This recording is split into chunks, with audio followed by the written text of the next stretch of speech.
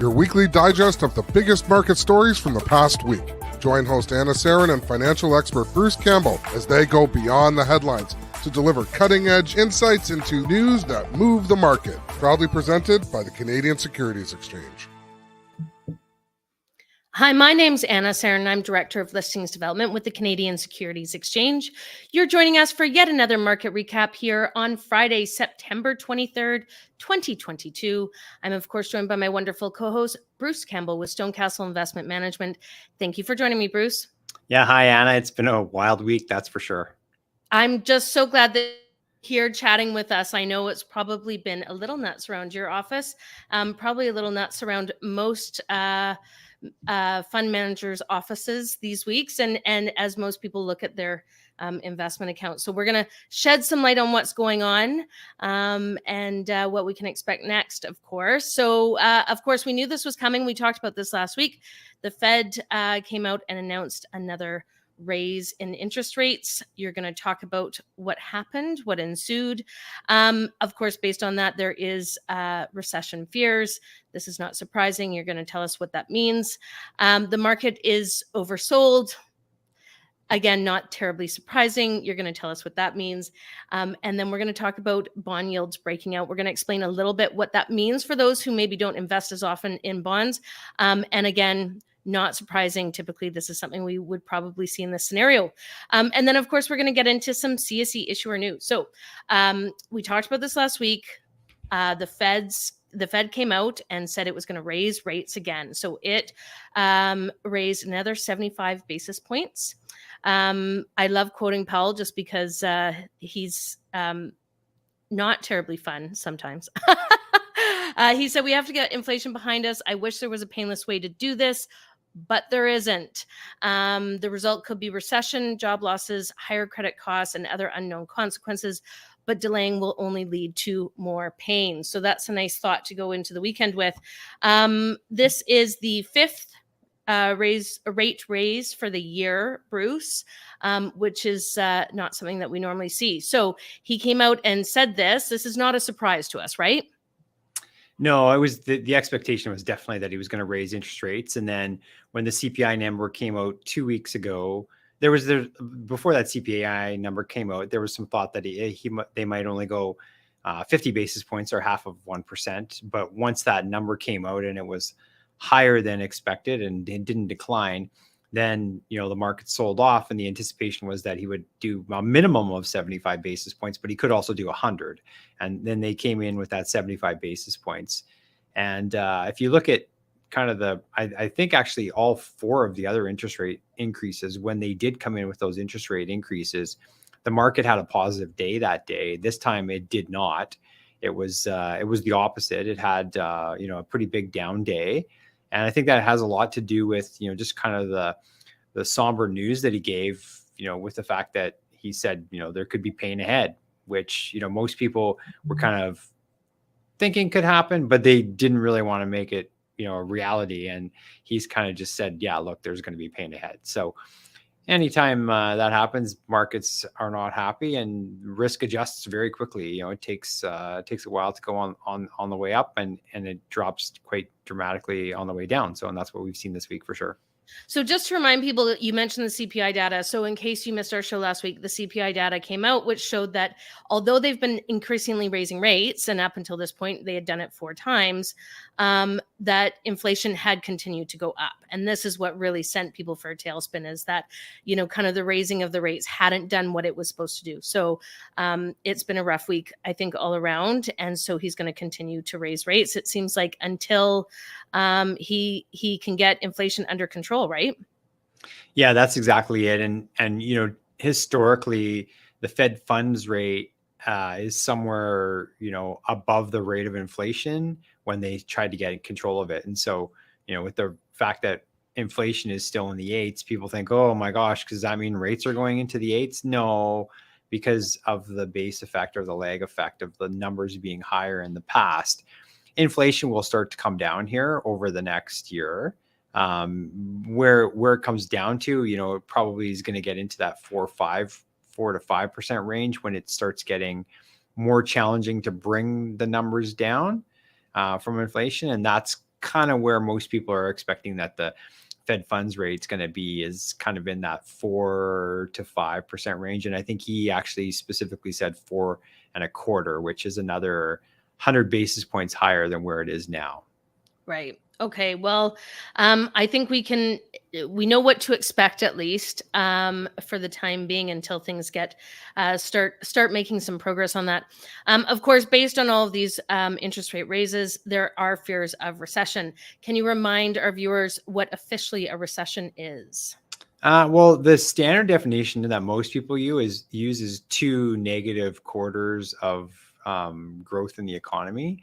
That's kind of the standard that most people use, but that's not. I don't think that's actually the official definition. It's determined by the NBER, is where they actually decide when the recession starts. And interestingly enough, like one of the charts that we have here is looking at LEI data, and it's actually showing us that there's been a recession warning that has been actually printed here now. It's got to the level where they determined that to be a recession. You can see in the past 3 previous times in the last 20 years when that's happened. So 2001 range, we had that recession. Everyone remembers the financial crisis, 2008, 2009. COVID was, very short-lived, but it was a recession. And now we see this other one. So it is becoming very apparent to everyone. And this is, again, another reason why the markets have sold off so hard, is that we are entering that recession.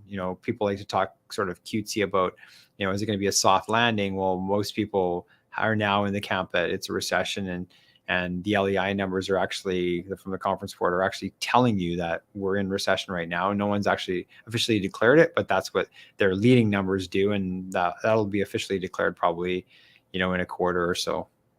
And just to bring up another thing that you said last week, because this ties very much into what we discussed, the recession is a necessary evil. And when Powell says, this will only lead to a bit more pain until we can get it sorted, is we might have to go into a recession, not a depression, a recession, so that they can continue to increase rates to stave off inflation. So they kind of have to do that. And like you said last week, typically they would lower rates to ease a recession, but we might have to go through it, not over it or under it, right? Yeah, I mean, couple of the really challenging, when I talked about inflation getting down to that 4 or 5% range, a couple of the really challenging things to get it from that 4 to 5% down to below 2 where they want to have it, or to 2 where they want to have it, is job and labor growth, and then and income growth and wage growth, and then also real estate being not house prices as much, about rent prices. And so, with higher rates, you're going to get a couple of different things happen. One is we've already started to see layoffs. And one of the things that came out from that survey that the conference board does on their leading economic indicators is that they've already started to see the hourly amount of work that's being done. So the average hourly wages has started to drop, which they've found when that happens, it precedes layoffs. We've also already seen some layoffs, so it'll become more difficult to find jobs, and there'll be less pressure to increase wages for people who are working. Whereas right now, if you have a job, you can probably get a job somewhere else because there's such a demand for labor. Pretty much anywhere you look, you see those help wanted signs, and that's gonna bring that down. And then on the real estate side of things, as rates start to go up, it becomes more difficult for real estate prices to continue to appreciate. So now all of a sudden you have, kind of a free up of opportunity there. Maybe there's some extra houses that are sitting vacant, and now landlords don't increase the rents. Maybe they lower the rents, and now things become more affordable. Those are 2 longer term items that will take a while for that to actually trickle through. And so, don't be surprised if by, next March, April, May, you see inflation in that 4.5 range, but it could take another 12 months or 18 months before you saw inflation down into that 2 to 4% where the Fed really kind of wants it. But that's what he's talking about when he's talking about, having that recession to slow things down. And he doesn't want a recession. He just doesn't want high inflation. Well, yeah, I don't know if it causes a bunch of other problems if he lets that go too far. So I don't know if he has much of a choice. So the markets are oversold. Just remind our viewers, what does oversold mean? I mean, it's pretty much in the title, but what is market oversold? Yeah, so we talk about markets being overbought or oversold is just sort of how far the rubber band's been stretched. And so, you sort of expect the market to kind of stay in a normal range. And if it gets too extended to the upside, then it can swing back to, towards the middle. And in this case, it's been extended down to the negative side. And, the anticipation is that it'll swing back to the middle. I believe that this is the 5th out of 6 weeks that's been down. So it's been fairly significant here. We saw this back in June. We saw a similar type of event. And then, following the bottom in June, we saw the market go for, it was probably about 6 or 7 weeks there where, it had great performance. That's, what we anticipate will happen at some point in time here. We just don't know from where. It depends on where you're looking. So if you look at the real short-term data, so like a sort of daily data, the market is oversold from a sentiment standpoint. It's very overdone. If you look at it sort of on a weekly basis, it's not quite as oversold as it was in June. So could we see some more follow through next week? We could, to the downside. And depending on how, much the markets drop and how beaten up they are, then they could get even more oversold. And what all that means is that we expect to see a bounce. The sustainability and the strength of that bounce will really, kind of determine whether or not we're starting a new uptrend or if we continue in this downtrend and it's gonna be more downside. Yeah, I mean, hopefully it's uptrend, but at some point it always, as we've learned with historical data, at some point this will turn around. We just don't know when. So people need to find some patience, and it's a good time to educate yourself. And there's a lot of data on that too, Anna. So one of the things that we've really found is that in the last decade, but even more so, even in the last 5 years, that investors have really become narrow on their time horizons. And so, at what point in time, time horizons were, sort of 5 years plus, and then it was 3 to 5 years. And now, nobody wants to see their portfolio value dropping, but, people tend to make, it seems like, more irrational moves in the short term than they did before, where, you can see, a quarter or a couple of quarters of negative performance. And then, people are, jumping ship and doing, in a lot of cases, what might not be in their best interest for longer term. Well, and I think horizons. I think you're talking about perhaps also a societal shift, is we don't have the long-term view in many regards that we used to, and these aren't more seasoned investors. These are young people that have the time horizon to be able to withstand those economic cycles. So again, it's a great time to be dealing with professionals so they can guide you through these rocky moments, right? Yeah, I mean, that's the one thing that you would expect from your professional is to remove some of that emotion. Yeah, absolutely. Okay, we're going to talk about bond yields. So I'm going to try and explain this as simply as possible, and you can tell me if this is essentially right from my days of investing in bonds. So a bond always matures at 100, correct? Yeah, correct. Yeah. Okay, so you can buy bonds at either a discount or at a premium. So you can buy a bond at $96 or at $110. The bond also has a feature of a coupon. And, back in the day when this all first started, people literally would cut coupons out of their bond certificate and take it into the bank, I believe, if my history is correct. That's correct. So you have, let's say you buy this bond at $96, it'll mature at $100, so you get $4. But then you also get the quarterly interest payments. Sometimes you pay a premium for a bond, knowing that even though I'm going to lose $4 if I buy it at 104 and it matures at 100, the premium or the coupon is so good that it's worth taking that small loss. Okay, did I explain that properly? Yep. Okay. Yeah. So when we talk about bond yields, bond yield is essentially the calculation between, if you buy it at 96 and it matures at 100, that $4 plus all the coupons that you're going to get from it. Is that right? The yield? Yeah, that's the full yield. Yeah. So when you say bond yields are breaking out, this is a combination of those two things. It's not surprising because as interest rates rise, coupon rates are going to rise, right? That's right. Yeah.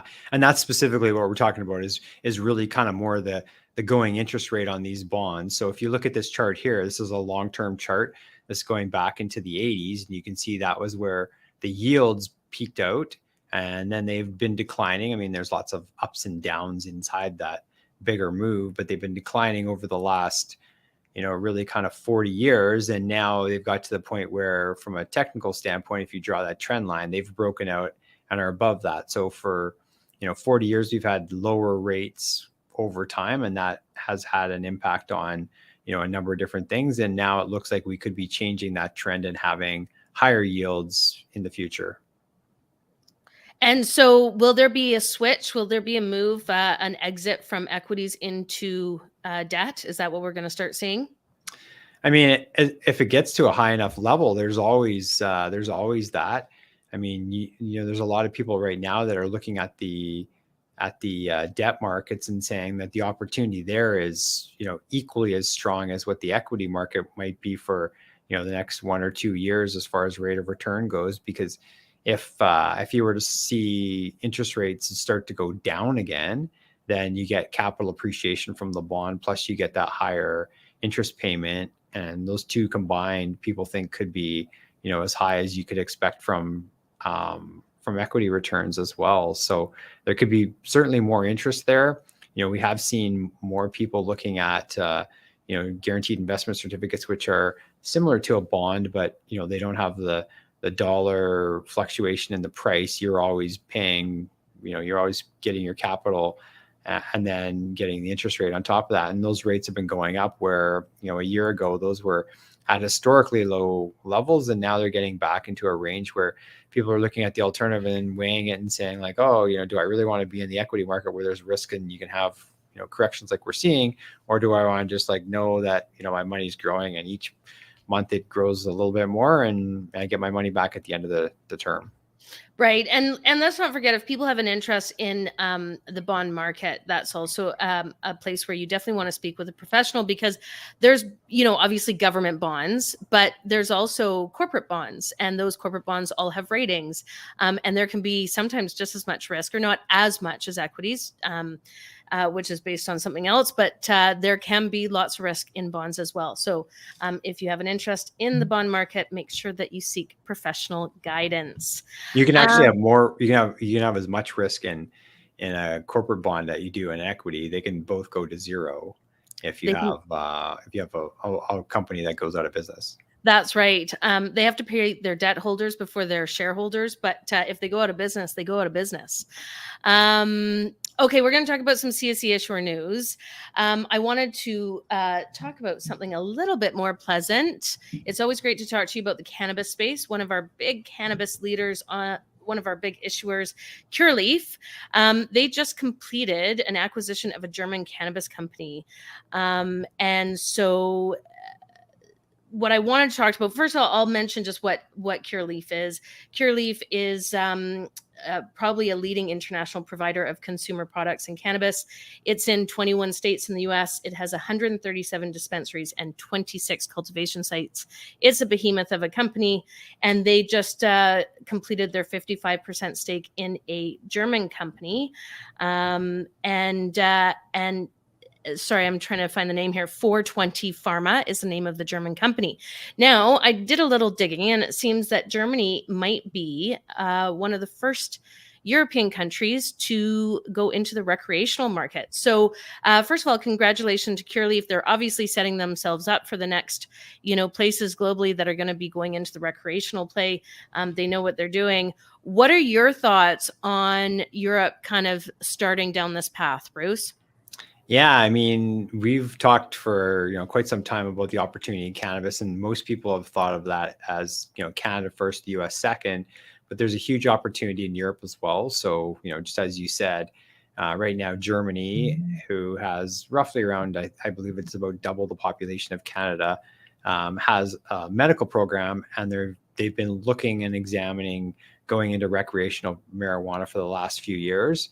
A number of other countries in Europe are all headed there as well. Germany is thought to be one of the leaders. So the thought is that once Germany heads that way, there could be, a number of other countries that go down that road as well. So it's interesting. One of the things with Germany is that, as far as their proposed legislation goes, is they haven't had the very big cultivation facilities approved yet. So, it could be really interesting to see some of these North American companies who have expertise at size growing cannabis and then also producing products to enter that market so that they can bring their expertise from here over to Germany.